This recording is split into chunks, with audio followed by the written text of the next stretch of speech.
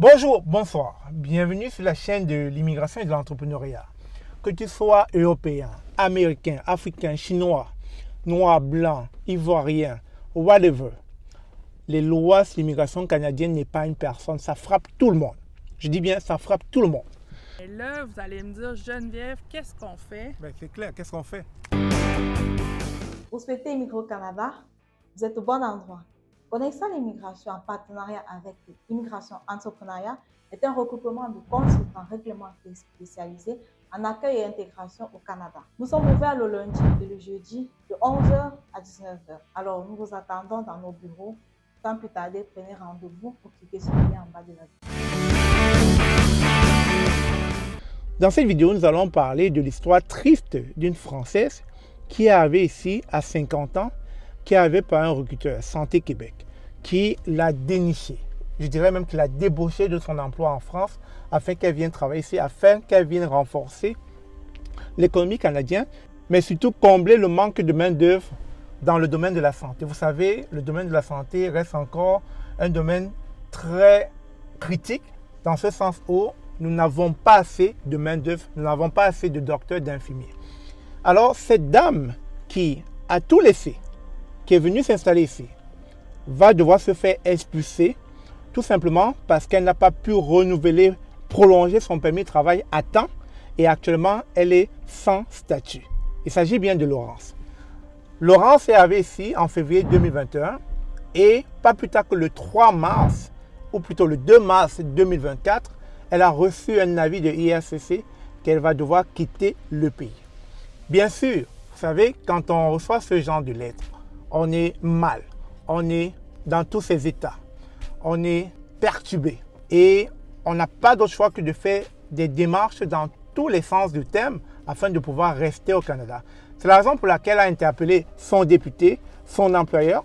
Contre vents et marées, ils essaient de tout faire pour qu'elle puisse rester, mais pour l'instant, IRCC n'a pas encore donné de suite. Et en lisant donc un article qui est paru sur Le Devoir, Maxime Lapointe, un avocat en immigration chevronné, dit probablement IRCC aurait fait une erreur comme à l'accoutumée. C'est une erreur administrative, mais toujours est-il, cette affaire reste encore obscure.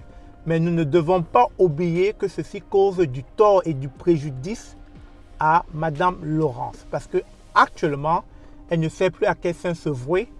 Elle est dans tous ses états et d'un moment à l'autre, elle va se faire expulser. Elle ne sait pas comment elle va embrasser cette nouvelle vie qu'elle va peut-être retrouver en France si jamais ça arrivait à exécution. Je tiens à rappeler que cette Française, comme bon nombre d'immigrants, lorsque nous sommes débauchés ou bien lorsqu'on nous promeut le rêve canadien et que nous arrivons ici avec cette chaleur de venir prendre notre place, de venir renforcer l'économie canadienne, on est comme motivé, on est comme encouragé, on est comme boosté à cette idée lorsqu'on voit paraître sur plusieurs sites internet, lorsqu'on rentre dans le site du gouvernement canadien, on voit toutes ces annonces comme quoi on est à la recherche massive des nouveaux immigrants afin qu'ils viennent combler la pénurie de main-d'œuvre.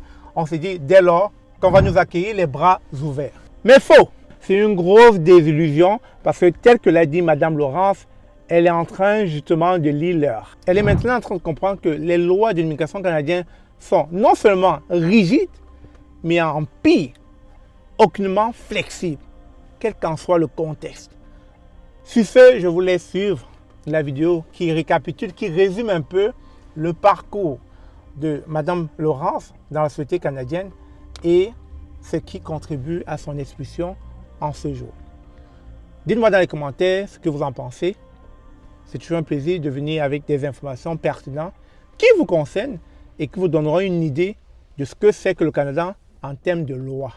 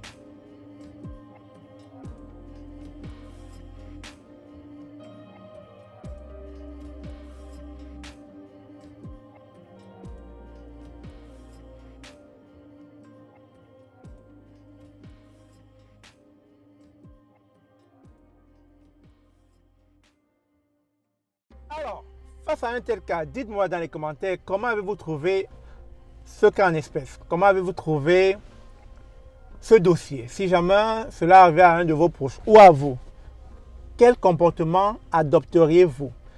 Je trouve que Mme Laurence a bien fait d'aller vers la presse, a bien fait d'interpeller le député, et puis aussi avec son employeur, ils essaient de tout faire pour la retenir, pour qu'elle ne puisse pas être expulsée de ce pays.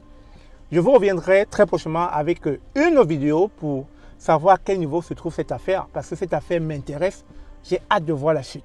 Alors sur ce, il m'a fait plaisir, comme d'habitude, de vous revenir avec des sujets toujours assez alléchants et pertinents qui pourraient, voilà, arriver à chacun de vous. Et on ne sait jamais quelle attitude adopter. Au moins cela, on saura prochainement si elle a eu gain de cause, si elle est restée au Canada, ou alors son expulsion est arrivée à échéance. Parce que normalement, si elle doit être expulsée, c'est le 2 juin 2024. Sur ce, n'oubliez pas, abonnez-vous à la chaîne et on se dit à très bientôt. Je vous aime.